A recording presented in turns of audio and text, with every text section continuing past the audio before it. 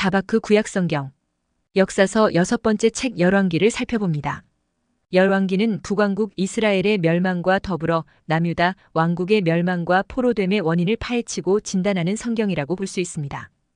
우리가 왜 망한 것인가? 우리가 왜 추방당하고 여기에 끌려온 것인가? 라는 질문에 언약의 말씀에 대한 불순종 때문이라고 진단해주는 성경이 열왕기서입니다.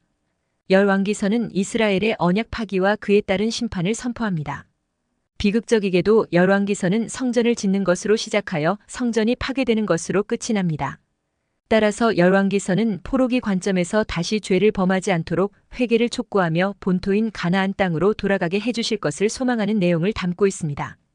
열왕기서의 키워드는 남유다 왕국의 분열과 멸망과 포로입니다. 열왕기 기자는 하나님 나라가 실패하고 망한 이유에 대해 하나님 말씀에 대한 왕과 백성들의 불순종 때문이라고 진단하고 있습니다.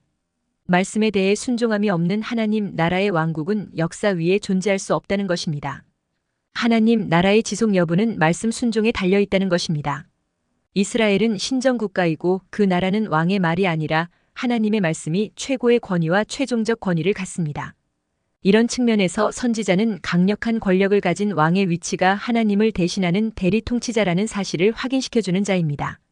왕은 왕 스스로 먼저 여호와의 율법에 전심으로 순종하고 백성들을 율법에 순종하도록 인도하는 대리 통치자와 같은 존재입니다.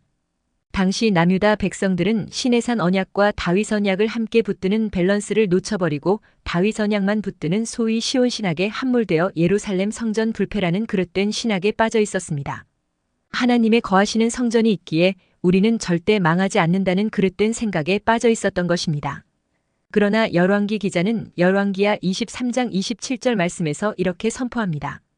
여호와께서 이르시되 내가 이스라엘을 물리친 것 같이 유다도 내 앞에서 물리치며 내가 택한 이 성 예루살렘과 내 이름을 거기에 두리라 한 이 성전을 버리리라 하셨더라. 이 말씀의 의미는 하나님의 약속이 왕들에게 그들이 무슨 짓을 해도 좋다고 하는 백지위임장으로 주어진 것이 아니라는 것입니다.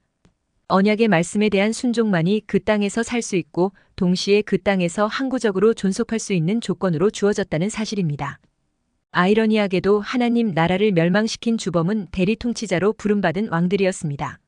왕들은 우상 숭배의 도입자요, 주창자로서 하나님 나라를 멸망시킨 주동자였습니다. 왕들은 하나님의 대리 통치자로서 고아와 과부의 아버지가 될 본래적 사명을 저버리고 지배계급의 이익과 권리를 담보하는 데 충성된 자들이 되어버린 것입니다. 이때 왕들이 나라를 멸망시킨 주범이라고 외치며 왕들의 폭정과 학정을 낱낱이 고발하면서 등장한 자들이 예언자들입니다. 왕들을 평가할 때 열왕기 기자의 평가 기준은 업적이 아닙니다. 공로도 아닙니다. 그런 외형적인 업적에 열왕기 기자는 눈곱만큼도 관심이 없습니다. 열왕기서의 왕들 평가 방법은 여호와 보시기에 순종 여부에 달려 있습니다. 이처럼 열왕기는 남북 왕들의 역사를 신명기라는 저울에 달아 순종 여부로 평가하고 있습니다. 또한 왕들에 대해 선지자들이 평가할 때에 중앙성소에 어떤 태도를 취했느냐에 따라서 평가가 달라졌습니다. 이는 이스라엘 왕에게 있어 가장 중요한 것은 하나님과의 관계라는 사실을 보여줍니다. 하나님과의 관계를 가장 잘 반영하는 것, 또 왕과 백성들의 공적이고 사적인 삶에서 가장 중요한 것은 예배입니다. 또한 선지자가 왕들을 평가할 때 우상 숭배의 소굴인 산당에 대해서 어떤 태도를 취했는가에 따라서도 평가가 엇갈렸습니다. 그래서 선한 왕에 대한 최고의 찬사는 다윗의 길로 행하고 라는 평가입니다. 그 다음은 산당의 제거 여부에 따른 평가입니다. 일반적으로는 여호와 보시기에 정직히 행하여라고 평가했습니다.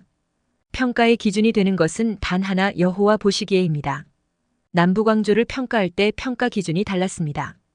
북이스라엘 왕들은 여로보암의 죄 혹은 여로보암의 길로 따랐는가 그렇지 않았는가의 여부로 평가했는데 여로보암은 야훼 신앙을 금송아지로 대체하는 혼합주의 신앙의 태동을 불러온 장본인으로서 초월자이신 하나님을 금송아지로 형상화시켜버렸습니다.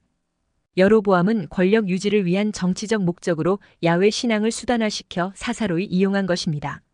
불행하게도 북왕국 이스라엘은 여로보암이 첫 단추를 잘못 끼운 결과 처음부터 끝까지 반역과 배반의 역사의 길을 내달리다가 하나님의 심판 도구인 아수르 제국에 의해 멸망하게 됩니다. 반면 남유다의 왕들은 첫째 다윗의 길을 따랐는가의 여부로 평가되었고 둘째 산당을 제거했는가의 여부를 가지고 평가되었습니다. 결국 다윗은 모든 왕들이 따라야 할 이상적 왕 모델로 제시됩니다. 그러나 이런 롤 모델 다윗도 사람인지라 간음죄와 살인죄로 넘어졌습니다. 그러므로 진정한 왕으로서 롤 모델 왕은 왕중왕이신 예수 그리스도이십니다. 솔로몬 성전 건축 봉헌식에서 솔로몬의 기도는 신명기 27장, 28장의 축복과 저주의 언약의 바탕을 두고 있는데, 이는 종교의 외형보다 순종을 강조하는 것으로서 말씀에 대한 불순종은 언제든지 성전의 파괴를 야기시킬 수 있음을 암시하고 있다는 사실입니다. 여호와의 말씀이라는 문구가 열왕기에 44번 언급되는데, 이는 이스라엘 전 역사에 있어서 하나님 말씀이 누구를 통해서 왔던 말씀이 핵심적인 역할을 한다는 것을 의미합니다. 모세가 선지자의 원형으로서 언약을 맺는 중보자의 모습이라면 엘리야는 언약의 기소자로서 언약 파기를 선포하는, 즉 철저히 심판하고 남은 자만 구원한다고 하는 모든 선지서 메시지의 모태가 됩니다. 중보하는 모세의 사역과 기소하는 엘리야의 사역을 완성하신 분이 예수 그리스도이십니다. 열왕기에 나타난 엘리야와 엘리사 선지자, 사역의 요점은 하나님 나라 왕국이 선지자들의 지도를 받을 때 형통하고 성공한다는 사실을 보여줍니다. 하나님 말씀에 대한 거절은 멸망과 파멸을 의미하는 것으로 열왕기하는 두 왕국의 패망 이야기를 다룹니다. 열왕기에서 가장 이상적인 왕으로 요시야 왕이 언급됩니다. 요시야와 같이 마음을 다하며 뜻을 다하며 힘을 다하여 모세의 모든 율법을 따라 여호와께로 돌이킨 왕은 요시야 전에도 없었고 후에도 그와 같은 자가 없었더라. 마음을 다하며 뜻을 다하며 힘을 다하여 라는 표현은 구약에서 여기 외에는 신명기 6장 5절 한 군데뿐입니다. 열왕기 기자는 방향 전환을 의미하는 히브리어 슈브 동사를 사용하여 요시야를 여호와께로 돌아간 왕으로 묘사하고 있습니다. 열왕기 기자에게 가장 중요한 원칙은 여호와께로 돌아가는 것입니다.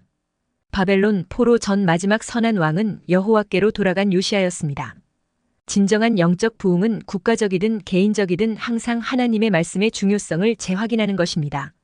열왕기하 25장은 하나님의 변치 않는 언약적 사랑으로 끝이 납니다.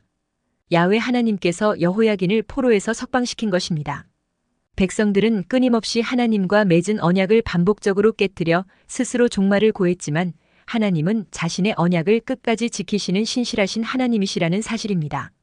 북왕국 이스라엘은 우상 숭배와 불순종의 결과로 멸망했고 남왕국 역시 멸망 후 바벨론 포로로 끌려갔지만 그럼에도 야훼 하나님은 여전히 그의 백성의 주권자이시고 그분의 목적은 여전히 유효하다는 사실입니다. 남유다 왕국의 멸망에도 불구하고 열방을 구원하고 창조 세계를 구속하시려는 하나님의 구속 계획은 여전히 진행 중이라는 사실입니다. 감사합니다.